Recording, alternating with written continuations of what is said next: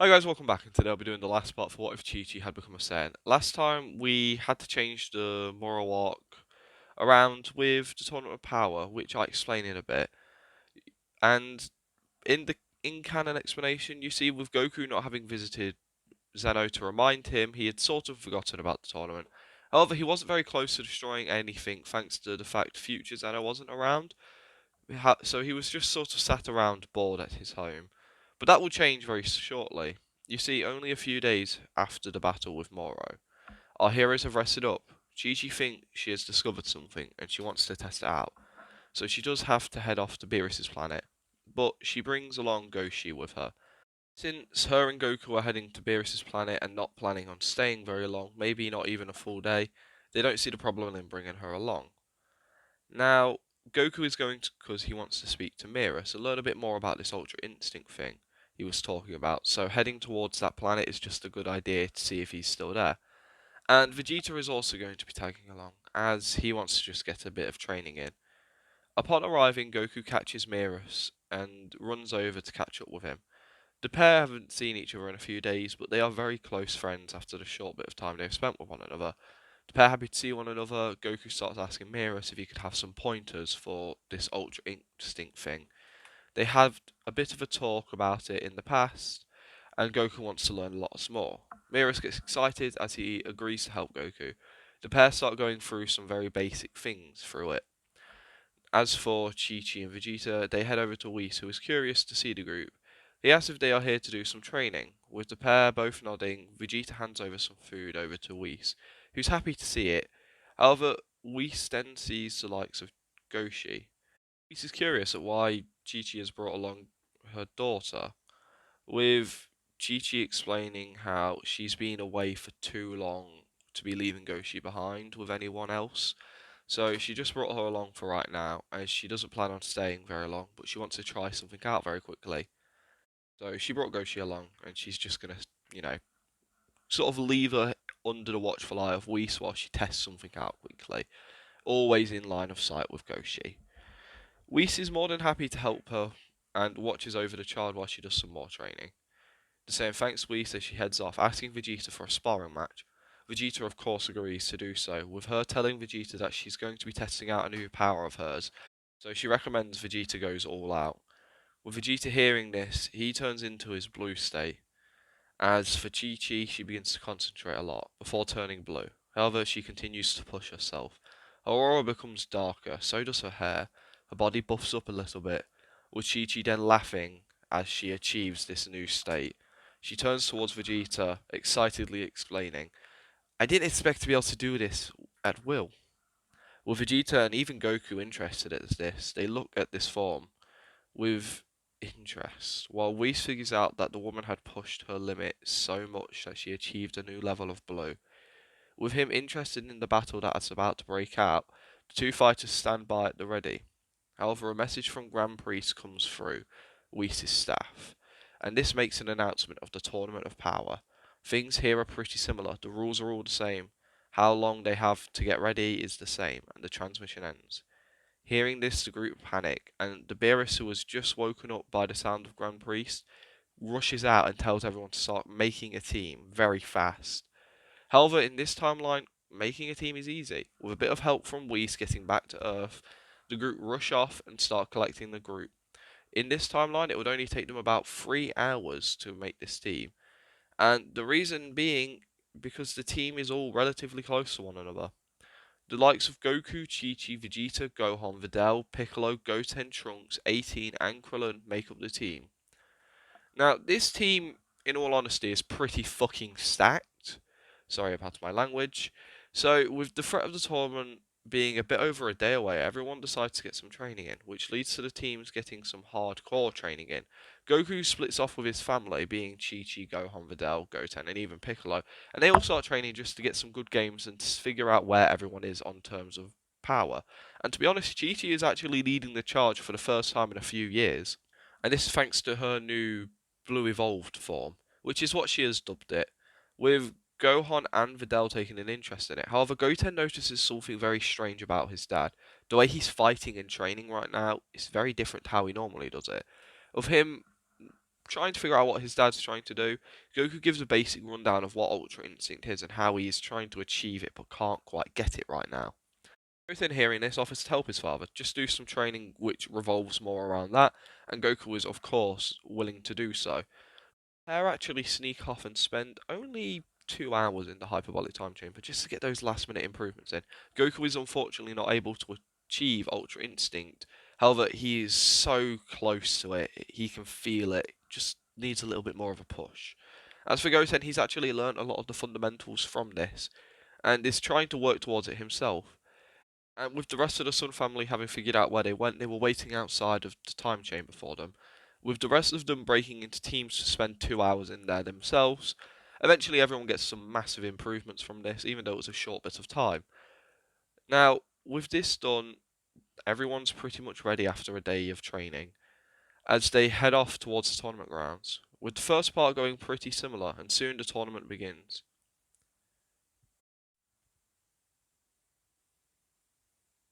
Okay, look, I have to be honest with you guys here. This tournament really isn't a threat, hence why I put it off. The Moral Walk was a bigger threat than this is. You see, with the Saiyans, all of them, all seven of the Saiyans, having godly forms and abilities, they are so strong. Also, most of them have had the god form for nearly gone on years. They have had this longer than the canon counterparts, so they have a better use over these abilities. Chichi has even unlocked Blue Evolution. Alongside this, there is Piccolo who is trained along these godly Saiyans. Then there's Krillin and 18 who are stronger than their canon counterparts. So I just want to say this now, Universe 7 almost completely washed this tournament. Of course, it's not a complete wash, there are some huge threats here. Of course, Goku seeing Jiren would seek him out to fight him, with the Saiyan fighting Jiren a lot like normal. However, he does 100 times better with his mastered Super Saiyan Blue form. Doing really well, Jiren is obviously able to hold his own superbly. Jiren is a giant wall to jump. Goku's power in this timeline is amazing, and it lets him do so much better against Jiren. With Jiren even acknowledging Goku as a huge threat right from the get-go, and he's a much bigger threat than he was in canon. So this battle is a lot more intense, with Jiren taking it a bit more seriously. This battle spans all around the tournament ground, with the pair landing hits on one another.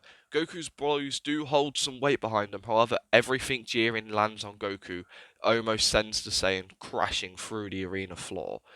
And the Saiyan is easily getting beaten, with Goku trying to become tricky and crafty, using any annoying techniques he can think of. As for Goku's friends, they are stuck in annoying fights against strong opponents, but they are trying to get to him. As for Goku and Jiren's fight, this battle goes on for ages. Anything Goku does, Jiren is easily able to outpower. At some point, Goku comes up with an idea as he rushes towards Jiren and starts slowly moving the fight towards the edge of the arena. Goku puts himself to the floor before lifting his head and shooting a mouth blast close range at Jiren. My Trooper easily deflects it, however, it actually hurts his hands quite a bit. With this annoying Jiren, he starts to show off more of his true power, getting a lot more serious, and soon Goku's level playing field in terms of power is completely closed. Goku can no longer keep up with Jiren, and Jiren isn't even going serious yet, as he begins to easily beat Goku and soon knocks him back into his base form, causing Goku to panic. He doesn't want to leave his friends in the ring with a monster this strong. Sure, he got a few good licks in, but nothing major. Jiren is still able to operate at full capacity, with him thinking of everything that has ever been taught to him by all of his masters, with him stopping at Beerus, thinking of how Beerus believes he can achieve a form beyond the likes of Beerus. But he just needs the right push. Goku starts to center himself, breathing in and clearing his mind. Jiren, not noticed, speaks to the Saiyan, who is currently facing the edge of the arena, almost completely out of energy. Son Goku, you might be the strongest fighter I've ever fought, but my power is far beyond yours. I was destined to beat you, and destined to get this wish.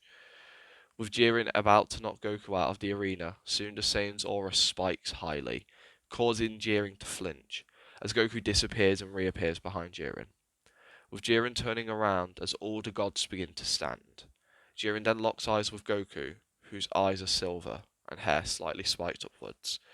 Power completely different from earlier is emitting from Goku. Jiren can't even speak as he feels a flurry of blows suddenly hit him before Goku appears right in front of him. The Saiyan slightly smirks before landing a combo of hits on Jiren, which sends him skidding backwards. Goku can feel the power difference and he can feel his power slowly fading. He grasps onto it with his much better understanding. He's able to grip it down and hold it much better, but he understands this is a battle he will lose in the long run. He makes a quick decision and rushes towards Jiren. Jiren tries to power up, but Goku doesn't allow him, landing a flurry of blows once again, faster than Jiren can see at the moment. Goku then grabs Jiren by the leg and begins to run straight towards the edge of the arena. Goku then makes a swan dive with Jiren still in hand and flings him towards the bottom of the void. Jiren falls out first and appears in the stands, but soon so does Goku. Goku having ringed himself out to get rid of Jiren. With Miras, who is in the stands with Universe 7, amazed at the power of Goku, praising his student, with Whis doing the same. Jiren over on his side of the arena is annoyed he is ringed out, but at least he went out by someone using their own power. Now, the tournament from here is pretty simple, guys. Of course, there are some huge threats. Topo, Dispo, Hit. They're all in here. Kefla, even. And this means that Universe 7 gets to have some fun. Everyone splits off and starts dealing with some of the bigger opponents. People think that the true threats of the tournament are out. However, with there being so many Saiyans, it's pretty simple.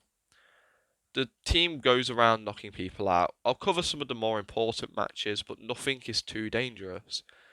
Chichi, seeing her husband beat the biggest dog in the arena, decides to head for the next one, which this would be Topo, with her and Topo having a pretty good match. Topo actually goes to his God of Destruction mode.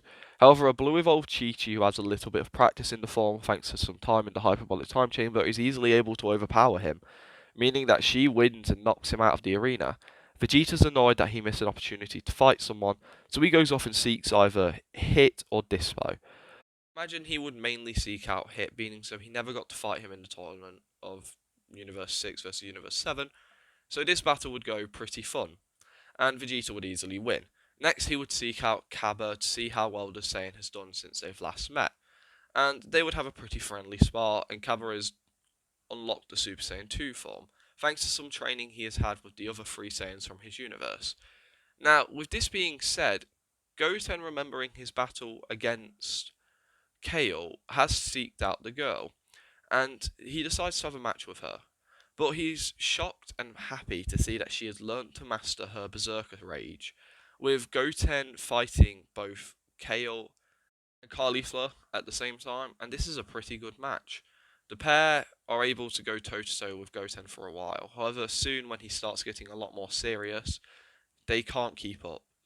Even though they are light years stronger than they were in canon, this is a massive hurdle to jump of Goten. Goten is now Jiren. Yeah, that's what I'm doing. No, but yeah, they can't keep up with him, and eventually leading to them going into the Patora fusion. With them now able to go toe to toe with Goten much easier, the boy is having a hard time keeping up, and he's getting put on the back foot quite fast. Even his mastered Super Saiyan Blue state isn't enough to keep up with them. Goten even tries using the God to Blue switch, but doesn't work. Goten then pulls on his absolute last resort, closing his eyes, dropping to base, trying to center himself. However, unlike his father, he doesn't know enough about this state to do it, and soon has to get back to the battle against the girl. Battle rages on for a while, and soon Goten gets some help from his brother. The pair are easily able to work together and defeat the girl, with Gohan asking why Goten stopped fighting halfway through that, with Goten explaining how he was trying to use the same power as his father. Gohan is surprised to hear this, but tells Goten to keep trying, he'll eventually get it. The brothers spend a bit of time in the arena together before splitting off looking for other strong opponents. Now, Piccolo and Videl work together to defeat the Namekians of Universe 6.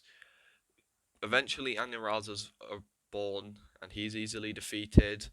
Brienne is defeated by Chi-Chi with ease. In fact, all of that universe goes down to Chi-Chi. She fights for the power of love and family. She's got Dom behind her. But no, she is easily defeated. Dispo is washed by Trunks, and no one really stands a threat to this universe. Of course, Jiren was a huge issue, but that's not a problem anymore. Anyway, with this done, the tournament ends. Probably so much faster than in canon. Probably only 20 minutes have gone by. Not a lot. And with the tournament over, I'm going to say Chi Chi's the MVP. She probably ringed out a lot. She ringed out a whole universe on her own. She took out Topo, who was a big threat. So yeah, this is pretty easily Chi Chi's win. Chi Chi obviously wishes for all the universes to come back. Zeno happy with the mortals, everywhere's brought back, and the story ends here. There's a nice scene of Goku and Chi Chi at their own house, with Goshi just taking a wander around. Chi Chi thinking to herself how she's never been so happy she's made this decision. The world has been at peace, her and her husband have been together a lot, and they have a beautiful family which is growing. Goshi has years ahead of her, and they look forward to training her and guiding her down a future she wants to do. Goten and Trunks have both headed off to travel the universe after graduating Orange Star High School. They're looking forward to what they might find out there, and they will be probably the strongest things they come across. Eventually, they might even meet a certain Saiyan, but that's not an important story. Gohan is teaching martial arts at school with his daughter, a close friend, and his wife, which is being very successful. Vegeta is still Vegeta and has grown a lot. Chi Chi is happy at where things have ended up, and she wouldn't change this for anything. She's happy she became a Saiyan, even if it was by accident. With her and Goku deciding to have a quick spar over the water while Goshi watches. And with that said, that's the end of this story. I know at the start I said it might not be the end, but let me explain a little bit. With Granola being the current arc, I don't know a lot about it. I have kept up with it and I love it so far. I haven't really seen what's happened with Vegeta's new form. This is recorded just as everything is coming out about it, and the manga literally drops today for me. So I don't know what to expect as for that. But from what I know currently, with 7-3 locked away, Granola never gets the missions done for the people I can't remember the name of right now. He also would probably never hear about Frieza being alive, and more importantly, never know the Saiyans are alive and living peacefully on Earth. But if things change and I get a chance to play with it, of course I will. But for now, everyone lives in time of peace. If something does happen, I think I can deal with it. As for this story, it ends here. I wanted to get this one done even though I did a part not too long ago because, well, I feel like I needed to. It's been an important story for me. I've loved every moment of it, and I'm happy to see that it was a popular series. I probably haven't done the best adaptation of this. If you want the best adaptation, go watch someone like Solid Saiyan's version of it or Damien What If. I think they would probably do a better job at making this What If good than I did, as I think I have some flaws, but I'm definitely getting better. I'm hoping that I've been making improvements throughout everything, and from what I can tell, I have. I just need to keep going, and I hope people have enjoyed this truly. It's always weird when I end one of these. I feel like I sound like I'm getting emotional, but I just don't know what to say. So, thanks for watching. Hope you all have a great day or a good night, and I'll see you next time.